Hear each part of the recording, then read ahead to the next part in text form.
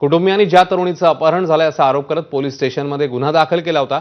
त्याच तरुणीने कॅमेऱ्यासमोर येऊन माझं अपहरण झालेलं नसून तरुणासोबत स्वतःच्या इच्छेने आपण निघून गेल्याची माहिती दिली। 22 फेब्रुवारीला अपहरण झालेल्या तरुणीचं लग्न होणार होतं। पोलीस तपासामध्ये अपहरण झालेली तरुणी आणि आरोपीमध्ये गेल्या 1.5 महिन्यात 11 फोन कॉल्स झाल्याची माहिती समोर येते। त्यामुळे या तरुणीचं अपहरण झालं की हे प्रेम प्रकरण होतं, हे प्रश्न आता उपस्थित होत आहेत।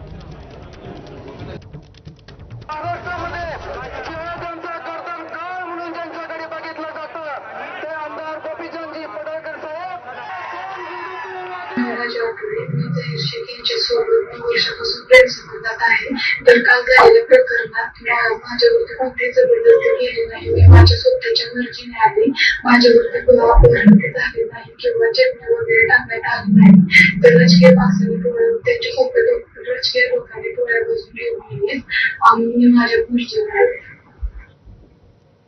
या सर्व घडामोडींमध्ये भाजपा आमदार गोपीचंद पडळकर भिगवणमध्ये पोहोचले। यावेळी मोठ्या संख्येने जमाव पोलीस स्टेशन बाहेर ठिय्या देऊन बसला। त्यामुळे परिसरात तणावाचं वातावरण होतं। तरुणीच्या स्पष्टीकरणाचा व्हिडिओ पाहून तो व्हिडिओ जबरदस्तीने तयार केल्याचा आरोप पडळकरांनी केलाय। तर गुंड तरुणाला वाचवण्याचा प्रयत्न होतोय असंही त्यांचं म्हणणं आहे।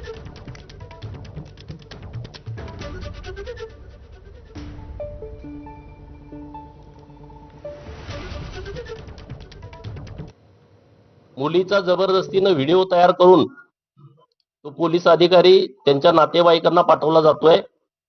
मी आता मुलीचे भाऊ, मुलीचे मामा, मुलीचे चुलते यांच्याशी चर्चा केलेली आहे।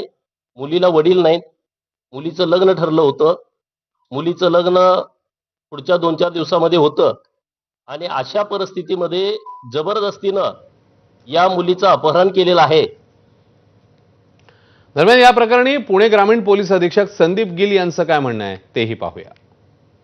टेक्नॉलॉजीचा वापर त्यांनी केला आहे, कारण ते फोन जे आहे, ज्या फोनवरनं शक्यतो जे व्हिडिओ व्हायरल करण्यात आलेले ते फोन ऑन करण्यात आला नाही आहे। आज आपल्याला आपले सगळ्याकडे अँड्रॉइड आणि दुसरे फोन आहात, त्यामध्ये तुम्ही एअरप्लेन मोडवर जर फोन लावला आणि त्याचा ते हॉटस्पॉट किंवा वायफाय आपण वापरत असतील दुसऱ्याचा, तर तुम्हाला फोनचं सिम ॲक्टिवेट करण्याची गरज नाही।